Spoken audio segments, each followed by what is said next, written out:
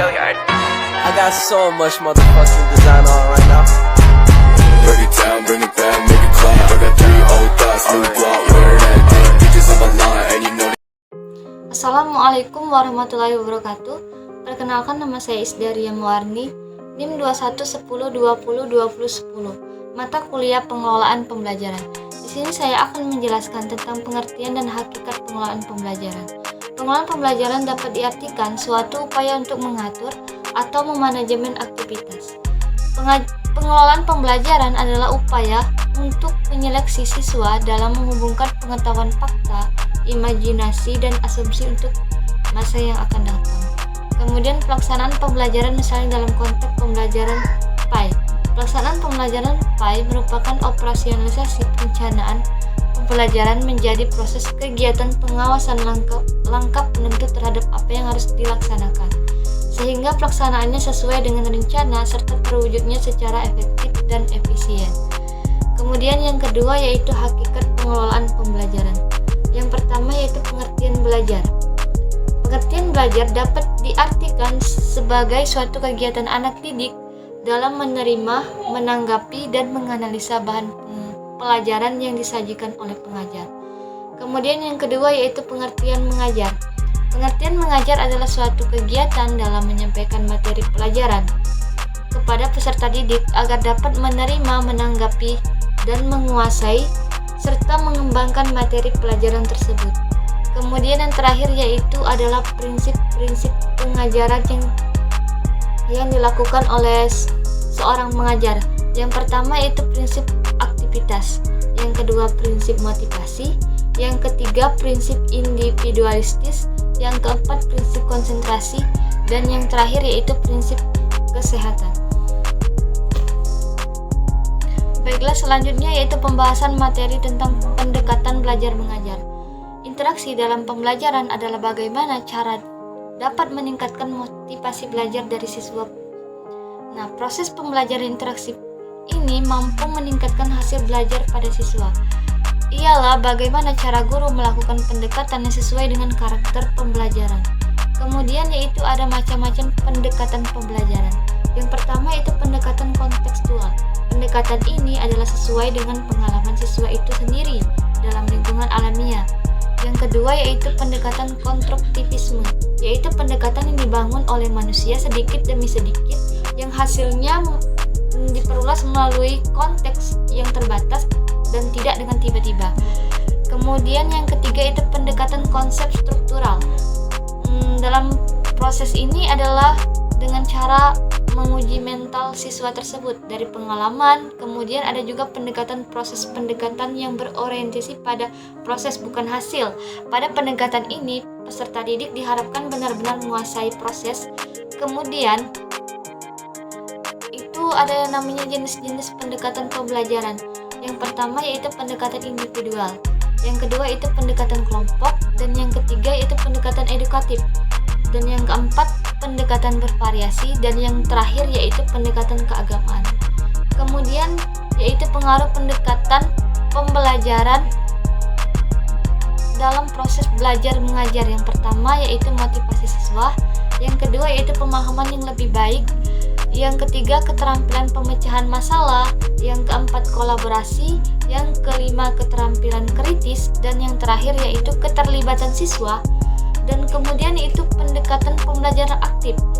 Karakteristik pendekatan pembelajaran aktif itu terdapat dan terbagi menjadi 3. Yang pertama itu siswa dan anak, yang kedua itu hakikat belajar, dan yang terakhir yaitu karakteristik lulusan yang dikehendaki.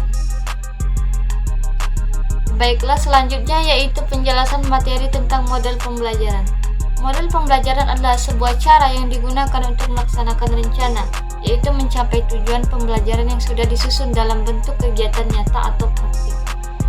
Menurut salah satu tokoh yaitu Biggs tahun 1991, menurutnya metode pembelajaran adalah cara-cara untuk menyajikan bahan-bahan pembelajaran kepada siswa untuk tercapainya tujuan yang telah ditetapkan. Kemudian yaitu ada yang namanya faktor-faktor yang mempengaruhi metode pembelajaran. Yang pertama yaitu anak didik, yang kedua yaitu tujuan, dan yang ketiga yaitu situasi, yang keempat yaitu fasilitas, dan yang terakhir yaitu guru. Kemudian yaitu ada yang namanya syarat-syarat metode pembelajaran. Yang pertama yaitu metode mengajar, harus dapat membangkitkan motivasi atau gairah belajar siswa. Yang kedua yaitu metode belajar harus dapat menjamin perkembangan kegiatan kepribadian siswa. Dan yang ketiga yaitu metode mengajar harus dapat memberikan kesempatan bagi siswa untuk mewujudkan hasil karya. Kemudian yaitu ada yang namanya macam-macam metode pembelajaran. Yang pertama yaitu ada project based learning atau based learning. Pembelajaran ini diterapkan dengan membentuk kelompok belajar kecil dalam mengerjakan proyek eksperimen dan inovasi. Kemudian yang kedua ada yang namanya blended learning. Salah satu metode yang dinilai efektif untuk meningkatkan kemampuan kognitif para pelajar. Yang ketiga yaitu ada yang namanya metode debat. Metode ini digunakan dengan cara membagi dua kelompok masing-masing. Kelompok menyampaikan pendapat atau argumentasi untuk bahan yang akan didiskusikan.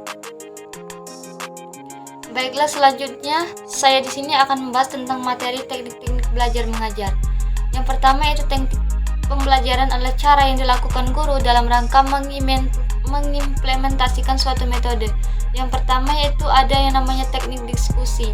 Teknik ini adalah salah satu teknik belajar mengajar yang dilakukan oleh seorang guru di sekolah, yang mana di dalam teknik ini proses interaksi yang terlibat saling tukar-menukar pengalaman informasi dalam memecahkan suatu masalah.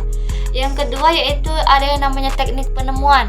Teknik ini merupakan proses di mana seorang siswa melakukan proses mental yang harus mampu mengasimilasikan sesuatu yang konsep dan prinsip yang dimaksud. Proses mental ialah mengamati, mencerna, mengerti, dan menggolongkan, membuat dugaan, dan membuat kesimpulan. Kemudian yang ketiga ada yang namanya teknik inquiry, adalah teknik pengajaran guru di depan kelas, di mana guru membagi tugas meneliti suatu masalah yang ada di kelas tersebut. Kemudian yang terakhir adalah teknik karya wisata. Teknik karya wisata yaitu di mana siswa belajar di luar kelas atau outdoor, seperti belajar di tempat-tempat bersejarah seperti museum, peternakan, dan pertanian. Jadi mereka belajar dengan wisata sesuai dengan wawasan dan pengalaman. Pada pembahasan kali ini saya juga akan menjelaskan tentang faktor-faktor yang mempengaruhi keberhasilan belajar mengajar. Yang pertama yaitu faktor yang berasal dari dalam diri siswa, yaitu kondisi jasmani dan rohani siswa. Yang kedua itu faktor eksternal, di mana faktor ini adalah faktor yang berasal dari lingkungan di sekitar siswa. Kemudian faktor internal juga berasal dari dalam diri siswa, di mana yaitu meliputi kesehatan, inteligensi, dan bakat. Dan yang terakhir yaitu minat, bakat, motivasi, dan cara belajar. Kemudian itu faktor yang berasal dari dari dalam diri siswa atau eksternal. Yang pertama yaitu keluarga, dan yang kedua yaitu kondisi lingkungan di sekolah, dan yang terakhir yaitu kondisi lingkungan di masyarakat. Jadi lingkungan sekitar menurut Jali, faktor yang mempengaruhi belajar yaitu yang pertama itu motivasi, dan yang kedua yaitu sikap, yang ketiga itu minat, dan yang keempat yaitu kebiasaan belajar, dan yang terakhir yaitu konsep diri. Kemudian pada pembahasan ini saya juga menjelaskan tentang pengembangan dan pemanfaatan strategi belajar mengajar. Pengertian dari strategi pembelajaran adalah cara untuk menyeleksi serta menguruskan proses belajar atau kegiatan pembelajaran dalam suatu lembaga pendidikan.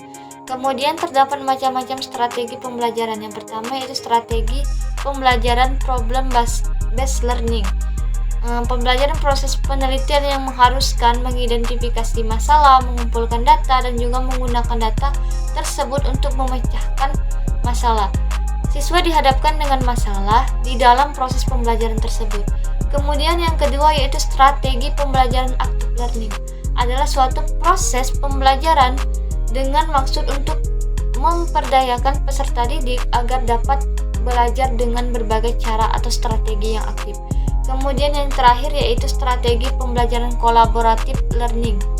Proses pembelajaran ini di mana setiap kelompok menyumbangkan ide, sikap, pendapat, dan kemampuan dalam keterampilan yang dimilikinya untuk secara bersama-sama saling meningkatkan pemahaman seluruh pembagian dan pembahasan.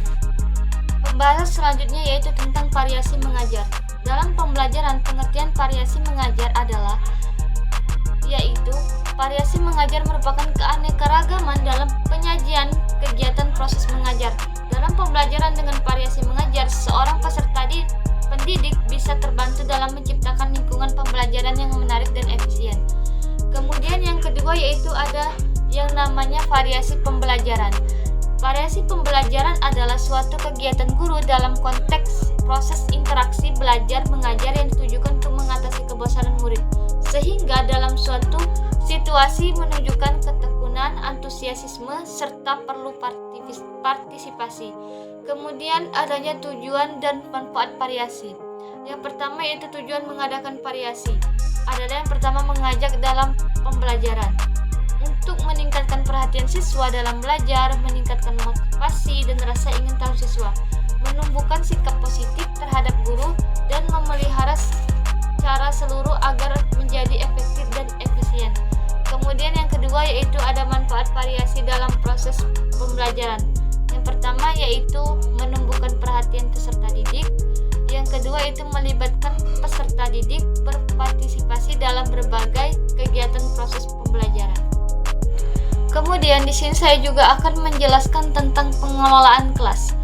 Jadi, pengelolaan kelas adalah upaya yang dilakukan oleh guru dalam menciptakan dan mempertahankan serta tumbuhkan motivasi belajar untuk mencapai tujuan yang telah ditetapkan.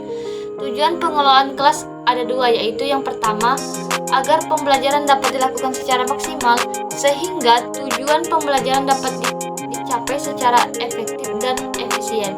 Yang kedua yaitu untuk memberi kemudahan dalam usaha memantau kemajuan siswa dalam pembelajaran.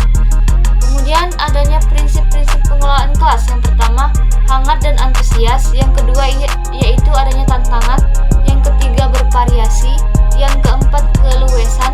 Yang kelima, penekanan pada hal-hal yang positif. Dan yang keenam itu penanaman disiplin diri. Kemudian ada faktor-faktor yang mempengaruhi pengelolaan kelas. Yang pertama, tidak ada respon dari murid. Yang kedua, perhatian murid yang bercabang. Ketiga, kekacauan penafsiran antara guru dan murid. Yang keempat, kurang perhatian murid karena guru monoton. Yang kelima atau yang terakhir yaitu keadaan lingkungan fisik sangat mengganggu. Mungkin itu saja yang bisa saya jelaskan. Saya akhiri. Wassalamualaikum warahmatullahi wabarakatuh.